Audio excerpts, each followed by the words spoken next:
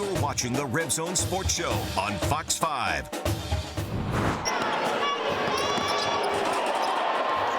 Another tight conference game, another heartbreaking loss. Straight ahead in the Reb Zone, we break down Saturday's thriller at Colorado State. From the sizzling start to the mediocre middle to the heart-stopping end. Dave Rice is in studio to talk hoops. Plus, we preview a critical week ahead that will have a huge impact on seeding for the Mountain West Tournament with a home game against Fresno State and a roadie at Air Force. And the first recruiting class for UNLV football coach Tony Sanchez is in the books. Find out his thoughts on future Rebels with spring practice just around the corner. The Reb Zone is flying high right now.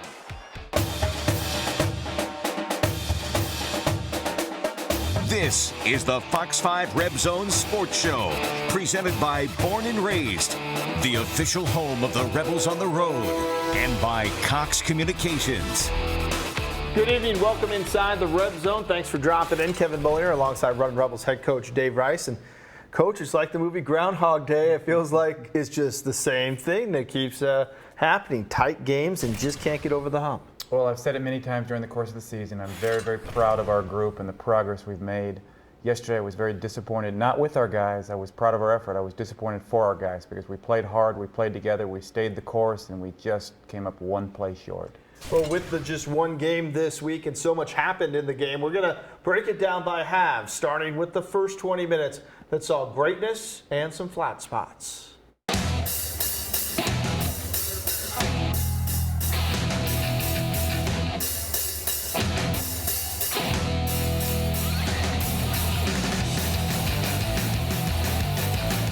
It was an orange out at Moby Arena as the Running Rebels looked to pick up a huge road win. UNLV came out scorching. Chris Wood gets the offensive rebound, looks out, then goes back in and off the glass. A bad CSU pass leads to transition. Patrick McCaw the other way for the lay-in. Then Rashad Vaughn drives to the hole for the finger roll, and he drops a three ball. McCaw hits a triple, and Jelon Kendrick with the steal of the inbounds pass over to McCaw, who alley-oops to Vaughn. All part of a 14-0 Rebel run over a 4-minute stretch, and Larry Eustace calls timeout with the score 20-7 UNLV. The Rebs went right back at it. Vaughn hits a three, and McCaw alley-oops to Okanobo on back-to-back possessions. Wood knocked down a triple and then buried this 18-footer. UNLV had an 18-point lead at 38-20 with 7:12 left in the half. And that's when the wheels came off. John Gillen hits a three. J.J. Avila with the sweet feed over to Stanton Kidd for the slam.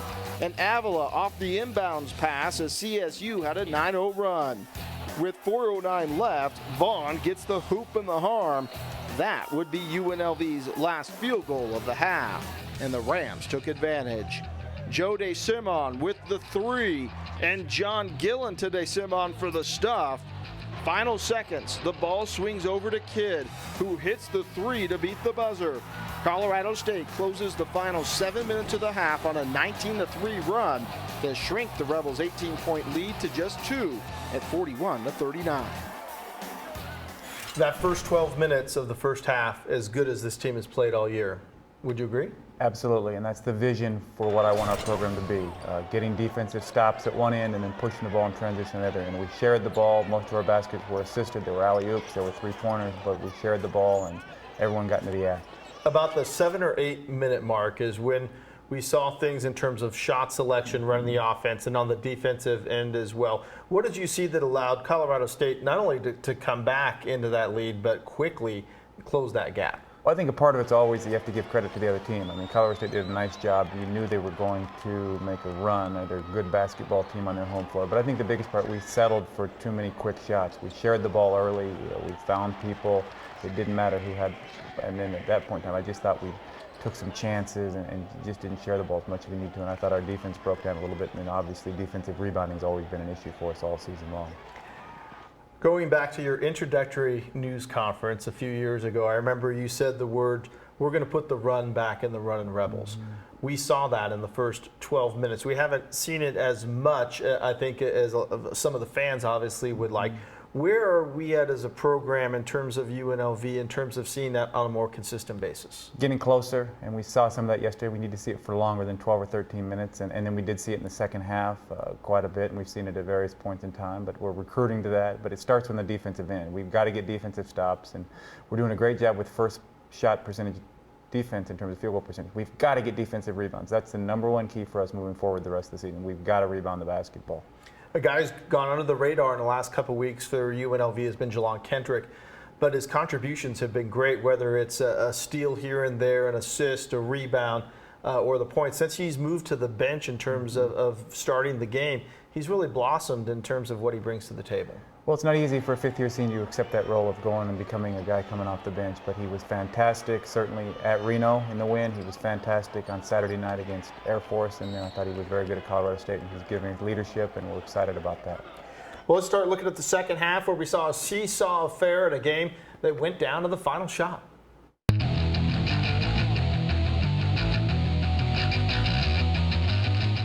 Colorado State picked right up where they left off to start the second half. Daniel Bejarano gets an inside bucket on the opening possession. UNLV didn't even take a shot in the opening 2:25 of the half. Avila gets the hoop to give the Rams their first lead since a minute 55 into the first half. And Stanton Kidd hits a three to cap a 7-0 run to open the final 20 minutes. Wood stopped the bleeding short term with this deuce from straight away, but the Rams kept battering. Kidd with the offensive rebound and putback. And when Kidd drained another triple, CSU had built a 7-point lead just 3:15 into the half. That is when the Rebels dug in for the long haul. UNLV on the break. The ball movement to Kendrick for the hoop and the harm. Vaughn hit a three, then takes another and gets the high bounce off the rim and the roll. Avila got his own friendly bounce off the jumper to answer.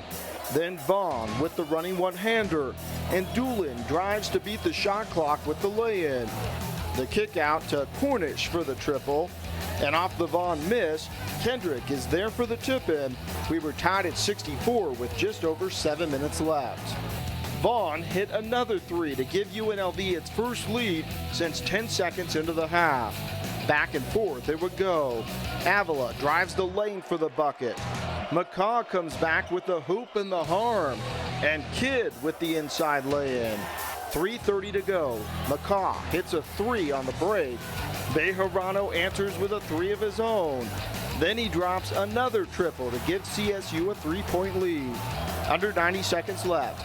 Vaughn drives to cut it to one, but he fouled John Clavel on a 3-point shot, and he makes all three. McCaw answers with a three to cut it to one with just 47 seconds left. The Rams miss on their next possession, and the ball goes out. The refs go to the monitor and give the ball to the Rebels with 9.8 seconds left to set up the drama. Doolin drives. The kick out to Cornish for a wide open look and the win.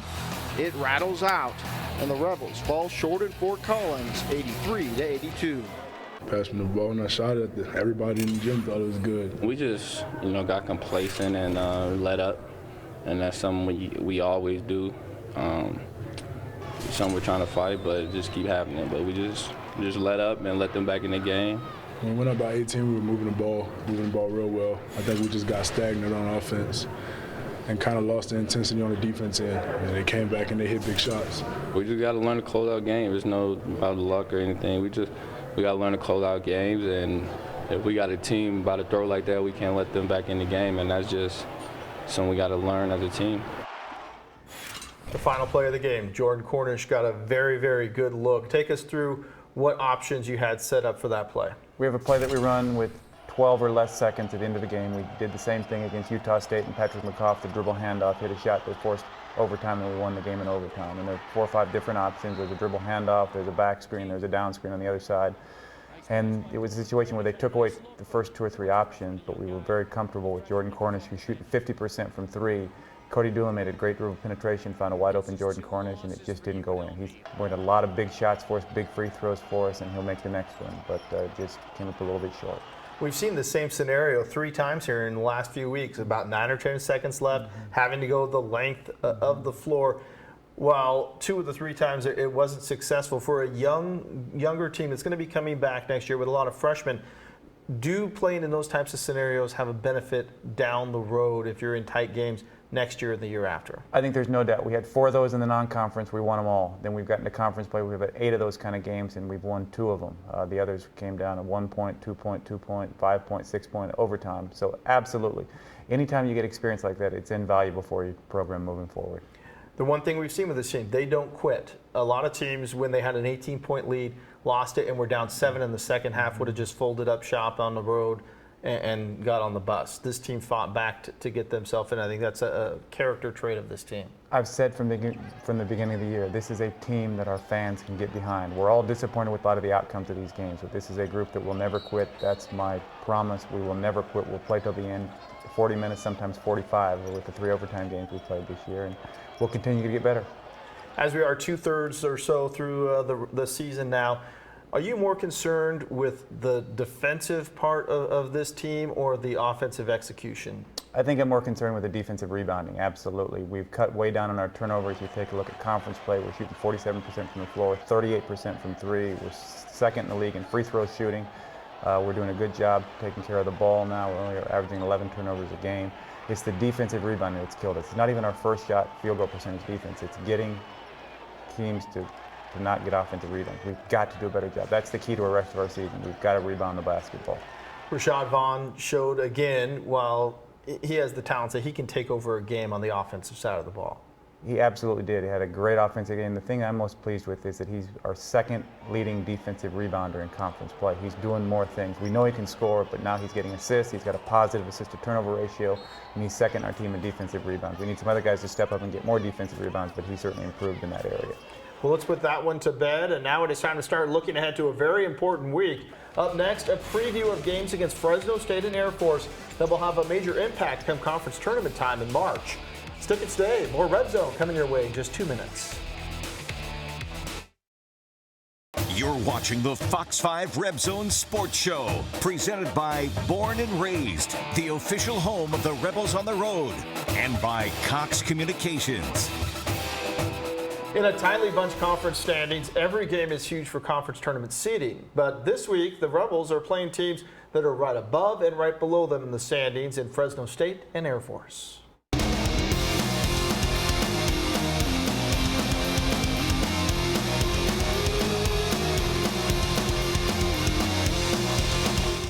Due to the imbalanced schedule, UNLV faces Fresno State only once in the conference regular season. It happens Tuesday night at the Thomas and Mack. The Bulldogs have found some success this conference season, despite shooting below 40% in most of their games in the Mountain West. Marvell Harris is a triple threat, leading the team in points, rebounds, and assists. Fresno State does not excel statistically in any category among college basketball teams, and the Rebels will have a distinct size advantage.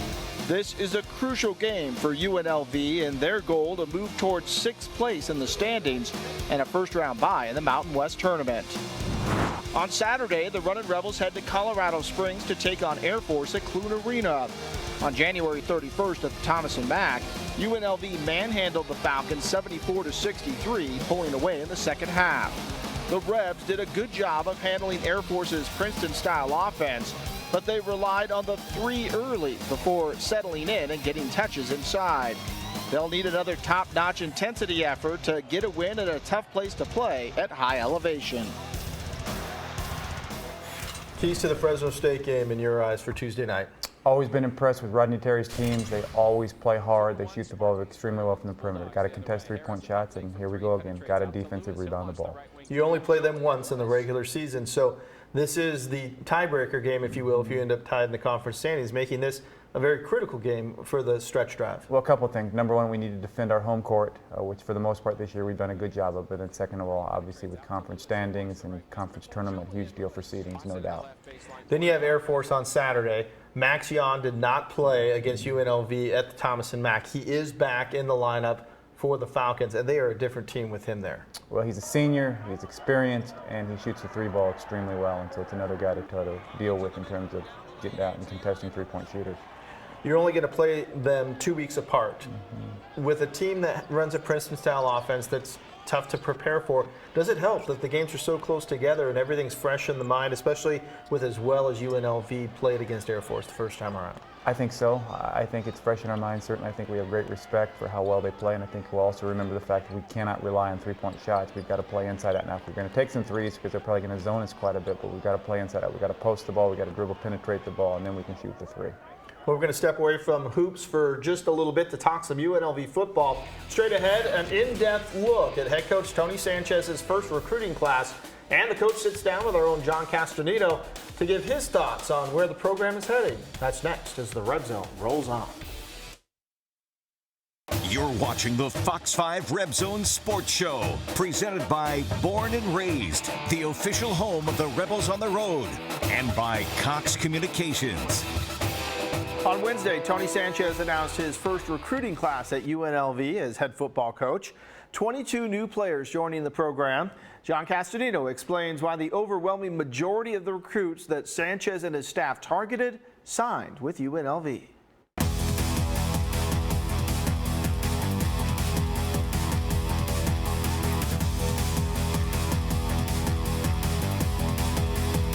It was a fast and furious experience. Is how Tony Sanchez described his first recruiting season at UNLV. A season that lasted only 3 weeks, 21 days for Sanchez and his staff to find and sign players that could make an immediate impact on a program that's won 2 games 7 of the last 10 years. You didn't have the luxury that a lot of the other teams in our conference did or around the country. You didn't have a year. You didn't have spring evaluation. We had 1 commit coming in, so there was a lot of heavy lifting to do. 29 recruits came to Las Vegas for on-campus visits. 26 were offered scholarships. 22 signed to become a Rebel across 7 states without much drama. To be able to be done at 10 o'clock this morning and have all the faxes in and done and having us all sit there, I mean, it was a big relief. Defensive back Darius Mouton from Houston being called the biggest get after beating out a dozen other schools, and California wide receiver Brandon Presley could continue the program's recent success at the position. It's being ranked as the 6th best recruiting class in the 12-team Mountain West Conference. Considering we know the work that's ahead of us here at UNLV, how do you sell the program, and how did you sell the program to these 22 kids? You know what? I sold a vision of where I wanted to go. We sold the staff that we brought in, sold the success that I've had as a head coach. Obviously not at the college level, but had a lot of success at the high school level. We sold the town, which is an easy sell when people get to see it.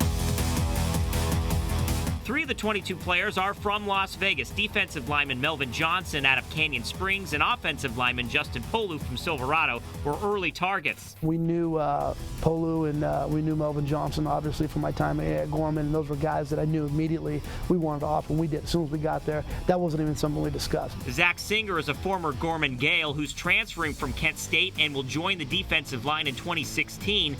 One hiccup, the decommittal of Nella Otukolo, the top-ranked linebacker in Nevada, who also played for Sanchez at Gorman, signed with Fresno State. The one thing we did I'm real proud of is we hit every single school in Las Vegas. We got out there, we shook hands, we met all the coaches, got 3 early offers out for next year's class, and there's more to come. We got to do a great job in spring evaluation, but we're going to do a really good job of finding the guys that we feel like can help us win.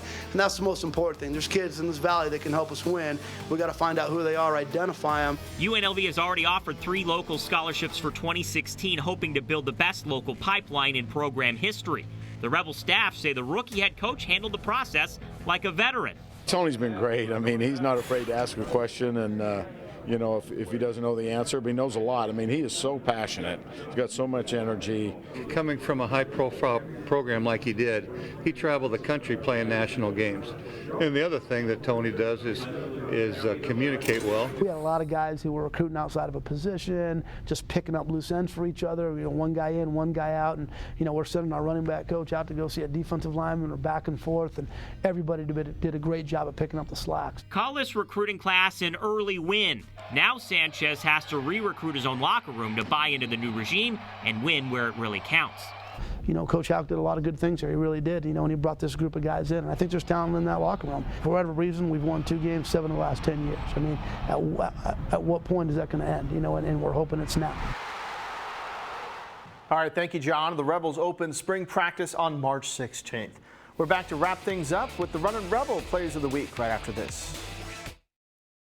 You're watching the Fox 5 Reb Zone Sports Show, presented by Born and Raised, the official home of the Rebels on the Road, and by Cox Communications. College basketball lost one of the legends today, Dean Smith, the North Carolina great, passing away. Coach, your thoughts on what Dean Smith meant to college basketball? Well, 2 national championships and a lot of wins, but I love the way his teams played. I love the way when guys came off the floor, the whole bench stood up just making extra passes, acknowledging team play. That's how we want to run our program. Just everyone's important. We can't do it without everyone. Tuesday night, Fresno State, big game. Hope for a big crowd and a big win. Need the support of Thomas and Matt crowd. They've been fantastic. All right, Coach, good luck. We're looking forward to that and the game at Air Force as well. We hope you join us next Sunday for another edition of the Reb Zone. For now, though, we leave you with the Runnin' Rebel Plays of the Week. Thanks for joining us. Good night. Don't you wanna go for a ride? Just keep your hands inside and make the most out of life. Now don't you take it for granted. Life is like a mean machine and made a mess out of me. It left me caught between like an anchor dream. I was stranded. I was stranded. And I'm steady, but I'm starting to shake. And I don't know how much more I can take. Well, this is it now. Everybody get down. This is all I can take. This is how a heart breaks. You take a hit now. You feel it break down. Make you stay wide awake. This is how a heart breaks. Hell, this is it now. Everybody get down. This is all I can take. This is how a heart breaks. You take a hit now. You feel it break down. Make you stay wide awake. This is how a heart breaks. Hell, this is it now. Everybody. Fox 5's Reb Zone Sports Show was presented by Born and Raised, the official home of the Rebels on the Road, and by Cox Communications.